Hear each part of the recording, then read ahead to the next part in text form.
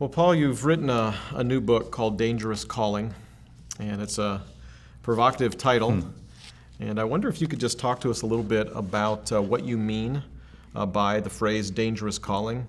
In other words, tell us who this book is for and why their calling is dangerous.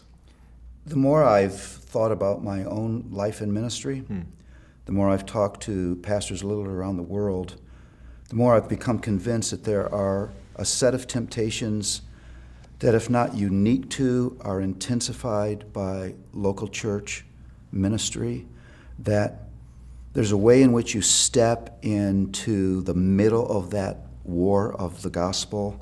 And that war is not just about how am I going to train people in the gospel in my church. It's really the war of the gospel in my heart.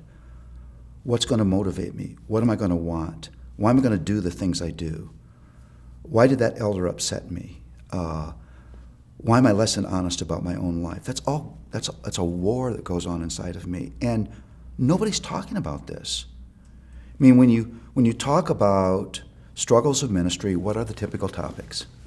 It's tension between family and ministry, ministry burnout, and running away with your secretary. If those things happen, they're really the fruit of this deeper war that never gets talked about. And I got to the point, Scott, where I could not write this book. I had to write this book because I thought if all that happens is I'm used of God to break the silence and a conversation begins, that's worth all the effort of writing the book. Good. You said in the early chapters that this was the hardest book for you to write personally that you've ever written. Why did you say that? In ways that I wouldn't have anticipated, this book exposed my own heart. I mean, there were times when that was so profound, I literally had to stop writing and do my own business with God. It was very painful, but I want to say this. That's the pain of grace.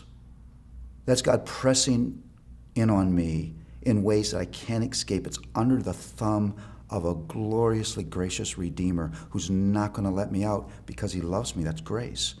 And I'm thankful for that pain because there are places where I'm now aware and I say to myself, I'm not going back there. It's like vomit in my mouth. That's what God's trying to do. And so I'm thankful for the pain of writing this book.